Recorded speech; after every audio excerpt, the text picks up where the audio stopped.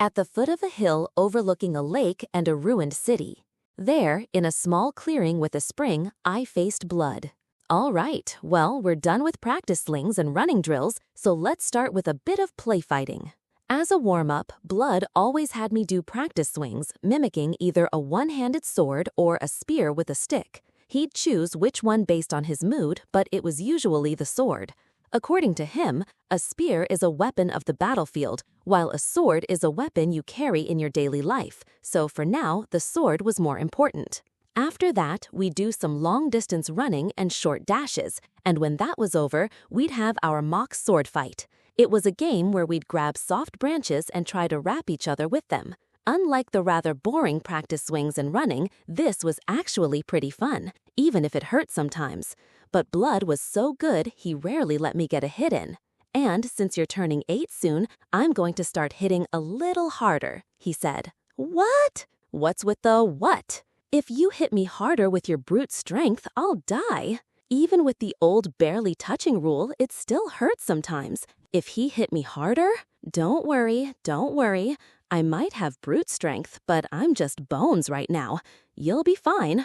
Probably. What do you mean, probably? If you don't want to get hit, then do your best not to get hit. Stop! Laughing, Blood advanced on me, a soft branch in his hand. Oh, and you can use magic if you want. You must have learned something from Old Man Gus by now, right? Feel free to shoot a fireball or a lightning bolt at me. But as he said that, he was already closing the distance. He said I could use magic, but he had no intention of actually letting me. That's a dirty trick. Foo-ha-ha, this is battle, Little Will. As Blood pressed forward, my mind raced. I needed a practical magic spell, one Gus had taught me. I shouted a few words in rapid succession. Ho! Harnessing the law of action-reaction on the soles of my feet, I kicked off the ground, launching myself backward to create distance. While Blood watched with interest, I yelled the words for my trump card. Car, oleum. The moment I shouted the words, a thick layer of grease materialized across the patch of grass at Blood's feet. Whoa! Blood's feet slipped out from under him. The grease was created by mana and would disappear after a while, but it was more than enough to trip him up. And then, cadere, arenium. I brought down a sticky, net-like spider web. Hey, hold on! The web enveloped the fallen Blood. He struggled, but the more he thrashed, the more the sticky threads clung to his skeletal body. Gus always said that if you mess up with fire or lightning, you can get hurt. But there's no real danger if you fail a spell that creates grease or a spider web that disappears over time. If your ability to reproduce magic is inconsistent, you just have to learn how to use what you have effectively. You don't need flashy spells. You need small spells used skillfully and precisely. Take this. While Blood struggled, I shuffled forward slowly, my feet sliding carefully so I wouldn't slip on the grease myself, and brought my branch down on him. With all my might. Gah! Damn it, I give up. At Blood's frustrated declaration of surrender, yes! I clenched my fists and shouted for joy. It was a complete shutout victory. Pa, not bad. Did Old Man Gus teach you that? Yeah. I answered Blood, who sounded genuinely impressed after the spiderweb and grease had vanished. He laughed. Ha, Will, you're really something else. I think I get why Old Man Gus calls you a genius. I mean, wouldn't most kids want to use flashy fire or lightning spells? That's how most young mages are. Gus said it's dangerous. And he was right. The thought of accidentally blowing myself up was terrifying. He's trained you well. I was planning to just dodge any small explosions and charge in. You can just dodge them? Sure can. To be honest, if I were serious, I could have handled that spiderweb and grease combo too, though it would have been tricky. Blood said it so casually, but I couldn't even imagine how. How would you do that? Just use the branch in my hand to forcefully wind up the falling spiderweb, then do my best to keep my balance and run through the grease patch. That's it. It was an incredibly forceful way to break through. Were you holding back? It'd be worse if I didn't, wouldn't it? I'm an adult and you're a kid. Losing all the time builds a habit of losing. It's important to build an image of victory, Blood said. Still, I was using a decent amount of my strength. Besides, the moment an adult has to get serious against a kid's attack, it's pretty much already a loss, right? Well, that I could understand. It made sense that an adult winning a physical contest against a child by going all out was, in effect, a defeat. Hey, Will. Gus, he was a real bona fide archmage, praised as the wandering sage. He slew monsters, calmed raging rivers, and even rediscovered a few of the ancient words. Wow. I'd heard a few times that he was a great mage, but it seemed Gus was even more incredible than I thought. What you did just now, that method of focusing entirely on obstruction and battlefield control without any firepower, that's a conclusion Gus reached after years and years of trial and error. He's a cantankerous old man, but his skills are without a doubt top tier. Make sure you remember everything he teaches you. I will. It's okay. I really respect Gus. Good, Blood said with a nod. Blood, you were an amazing swordsman too, right? Yep, not to brag, but they used to call me Blood the War Ogre. Saying not to brag while puffing out his chest was just so like him. And Mary, she was called Mater's beloved daughter, and for a while, the three of us, whoops, what's wrong? Nah, if I start this story, it gets a little heavy at the end. I had my suspicions. Why was I, a human baby, here in this temple, in a ruined city that seemed completely cut off from human society? Why were these three, who were apparently so powerful, living here as the undead? Those questions still followed me, but I knew one thing for sure. The present wasn't the result of a happy ending. Mary and Blood would sometimes let things slip, but they never revealed more than a few fragments. Will you tell me someday? Yeah, when you're a little bigger, I'll tell you, bit by bit. With that, Blood stretched lightly and gripped his branch again. All right, let's go one more time. No magic this time. What? A whipping branch filled my vision. I instinctively squeezed my eyes shut. Idiot, don't close your eyes. Smack. The branch connected squarely with my forehead. Oh! I clutched my forehead and crumpled to the ground. It was a thin branch taken from a soft, flexible tree, and he hadn't put much force into it, but when it swung that fast, it still hurts a fair bit. And cringing in pain is the absolute worst thing you can do. This is what happens. He hooked my foot with his and sent me tumbling. In a real fight, I probably would have been kicked away like a soccer ball. You can't close your eyes, even if a fist is coming right at your face. You have to overwrite that reflex with training. In a struggle where a single moment can decide victory or defeat, willingly blinding yourself is what amateurs do, Blood said.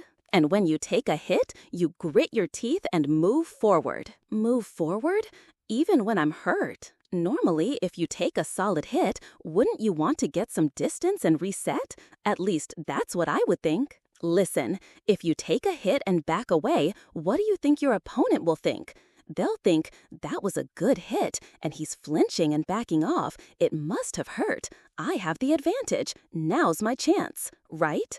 They'll naturally press their attack. And you'll be injured, putting you at a disadvantage whether you try to block or run. You think you're avoiding a dangerous situation, but you're just slowly losing ground. It's a fool strategy.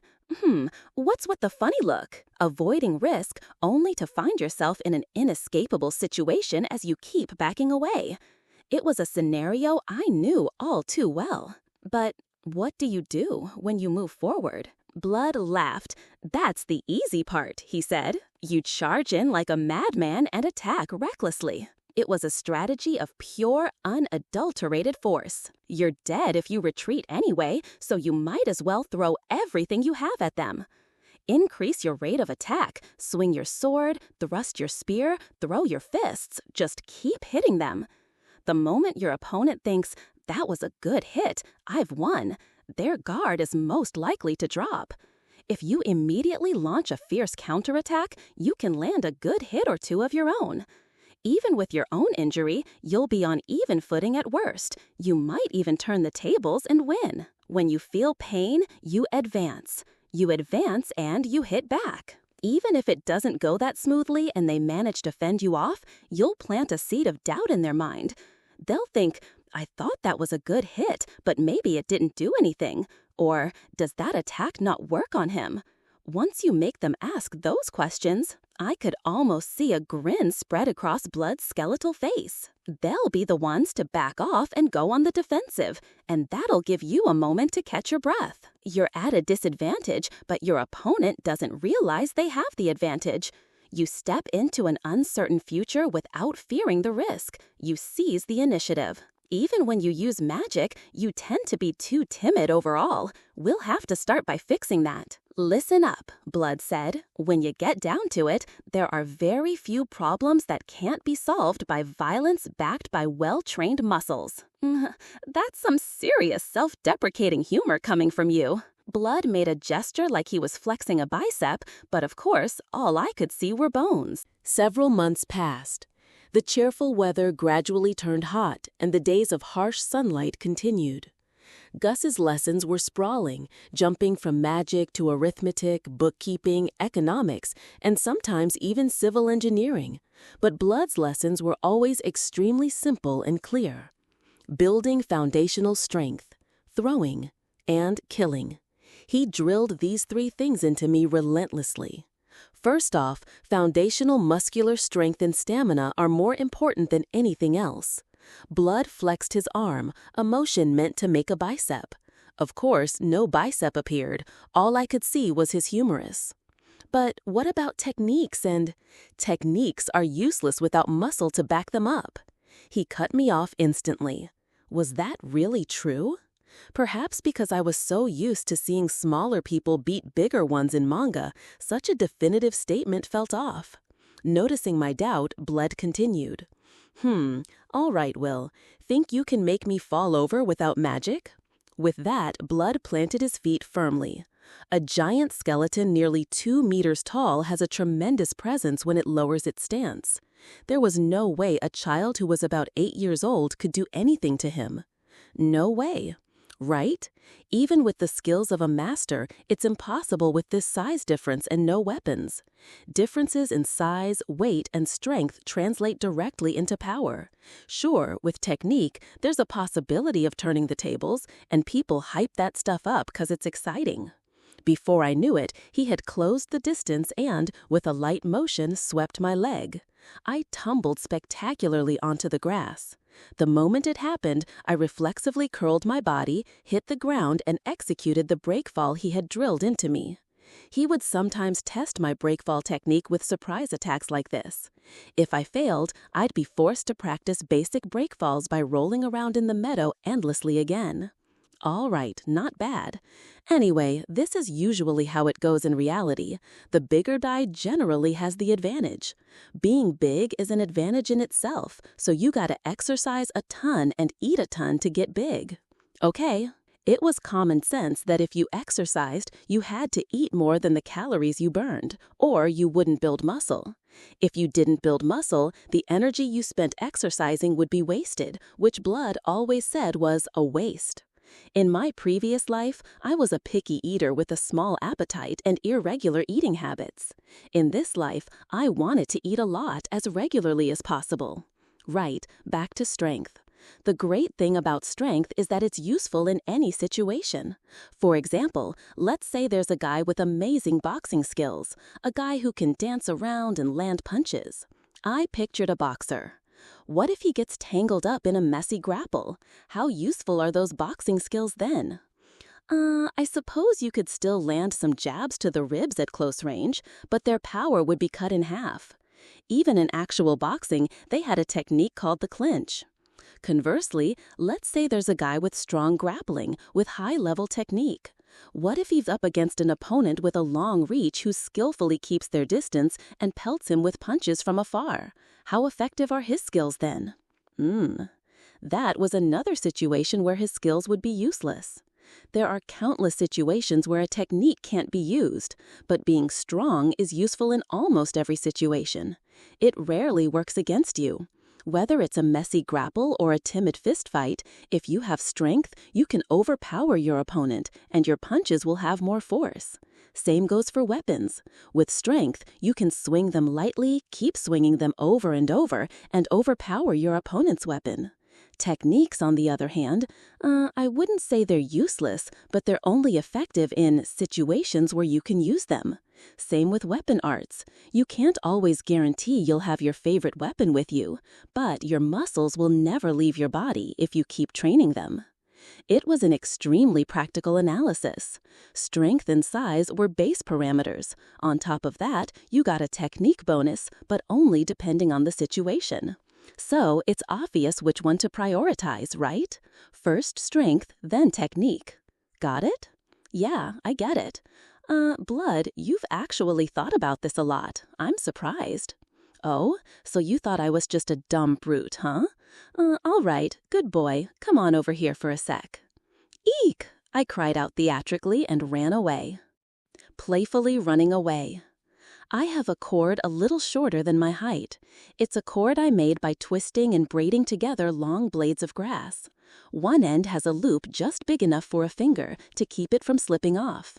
In the middle of the cord, there's a small, shallow pouch woven into it about the size of a ping-pong ball.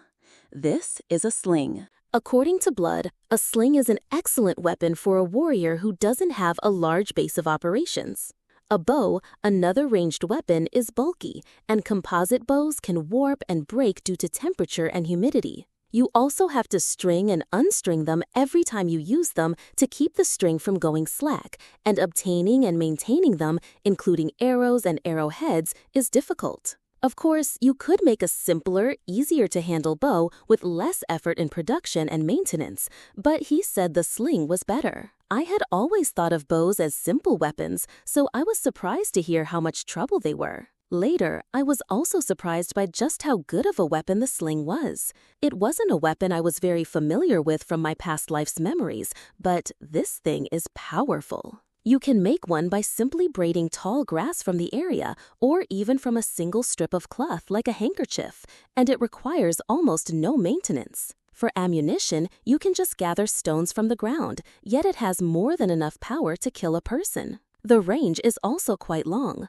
Blood, an expert, said that with a proper cord, his maximum range could exceed 300 meters if he was just trying to launch a stone. In other words, Blood could lob a stone with lethal force in an arc to a target 0.3 kilometers away. With a height advantage, it could go even further. My softball throw in PE during my previous life's mandatory education was considered good if it went 30 meters, so this was 10 times that. Of course, his effective range for accurate shots was a bit shorter, but he said he could still aim reasonably well within a 100-meter range. Naturally, it wasn't without its weaknesses or disadvantages compared to a bow. It had them, but for this cost performance and the ease of carrying it around, there's no other way to describe it than brutally effective. Come to think of it, I belatedly remembered that the slingshot David used to kill the giant Goliath in the Bible was this very weapon. One of the pillars of Blood's lessons, throwing, was focused on making these slings and mastering their use. If you go down the temple hill on the side opposite the city and walk a little, there is a dense forest beyond a field of gravestones. Wild birds often gathered in that area. I put my middle finger through the sling's loop, placed a suitably sized stone in the pouch, and lightly held the other end of the cord with my index finger and thumb. I swung it around twice to build momentum, then released my fingers at the right moment, launching the stone from the pouch. The cord, caught on my finger by the loop, remained in my hand, while only the stone flew off with a whoosh, cutting through the air. And in the distance, near the forest, it scored a direct hit on one of a flock of quail that was pecking at something. In that instant, with a deafening flutter of wings, the birds all took flight at once. All right, nice one, secure it. As Blood said that, he launched a stone from his own sling at the fleeing flock, knocking another one out of the air. I can't copy that yet, not by a long shot, I thought, as I ran over to the quail dozens away. The quail was twitching, but it seemed to be still breathing. It tried to get away from me, but its wing must have been broken as it struggled in vain. The sight was so pitiful that for a moment I couldn't help but feel sympathy. Oi, Will, don't make it suffer. Break its neck, quick. But spurred on by his voice, I used a thick cloth I had prepared to hold the quail down. I could feel it thrashing in my hands. Using the cloth to block its pecking beak and scratching claws, I firmly gripped its neck and twisted. With the unpleasant sensation of the neck snapping, the quail in my hands went limp. A short distance away, Blood had also retrieved his quail. His seemed to have died instantly, as he didn't appear to be delivering a finishing blow. The quail's once bright eyes were now devoid of light. In the time it took for Blood to walk over to me, I found myself unconsciously clasping my hands and praying. At first, I had put my palms together out of habit from my previous life, but Mary had taught me that this was how they did it in this world. Getting used to it yet? Not really. Killing. This was the final pillar of Blood's lessons. Killing was a heavy burden for me. I couldn't get used to it. I couldn't kill dispassionately, without emotion. Perhaps it's because I'm still dragging the memories of my past life with me. I hate killing. Was it weakness to feel this way? I hate it too. Blood shrugged. That's why, if I think about it too much, I hate it too. Whether it's a bird or a person, I've got a resistance to killing. But Blood poked me in the chest with his fingertip. If it's necessary, I can set that feeling aside for a moment and kill on reflex. That's the kind of mindset I want to teach you. On the battlefield, that can mean the difference between life and death. Then Blood took the quail's carcass from my hands. He tied their legs together and hung them from his waist. Let's get a few more. Okay. There was so much consideration in his words and actions. Blood really is an amazing person, I thought. Well, if you hunt birds, they naturally end up on the dinner table. When I returned exhausted from my training with Blood and Gus, Mary had already prepared dinner on the table. The quail, plucked and gutted, had been rubbed with salt and herbs from the garden next to the temple and roasted over a fire, now resting on a plate. Fat was still dripping from it and steam was rising. The aroma of roasted meat that filled the air was so delicious I couldn't help but swallow. In addition, there was a dark, rich-looking grain bread and a soup with various vegetables thrown in. It was irresistible. The food won't run away. Now, let's say our prayers before we eat, shall we? Okay. It was Mary's policy that we had to be properly seated and say a prayer before eating. I clasped my hands and recited the usual words she had taught me. Earth Mother Mater, O goodly gods, through your compassion we receive this meal. Bless the food prepared here, and may it be sustenance to support our hearts and bodies. In this life, so far, I've been waking up in the morning, exercising with Blood, learning from Gus, and eating Mary's meals regularly. In my previous life, I woke up at random times, ate whatever, and sat in front of a monitor all day. My daily rhythm was irregular, and that chaotic lifestyle steadily weakened my body until it was a mess. I feel like I only now understand, having been reborn, just how bad that was. When your body weakens, your mind weakens too. In this life, I will not do that again. For this holy grace, I give thanks. Let's eat. Now, as for the quail I caught, it was rich, had a good texture, was fatty, and truly delicious. It was a bit bony and didn't have much meat, but that didn't bother me at all. I fell silent and became absorbed in the task of stripping the meat from the bones. I ate the bread in between bites, and its plain taste was perfect for resetting the rich flavor of the meat. Sopping up the juices on the plate with the bread was also delicious. The soup had just the right amount of saltiness, seeping into my tired body. It was truly a happy dinner. However, there was one big mystery. This is so delicious, Mary. I'm glad to hear that. Mary, Gus, and Blood are all undead. They don't eat and they can't, therefore they have no need to produce or store food, and indeed they don't seem to be cultivating any large fields. In fact, the small vegetable garden seems to have been fixed up after I arrived. It has vegetables and herbs, but no grains are being grown. Also, the ruined city where this temple is located is clearly cut off from human society, so they can't be buying it from somewhere. Any food left in the ruins, unless it was exceptionally well preserved, would be long past rotten, likely just a stain on the floor or a pile of dry powder by now. So, where then does this bread come from? Where do they get the grain? The oven?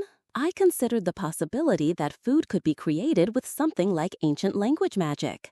If they could produce grease, couldn't they say bread or pork with the words of creation, and manna would take that form?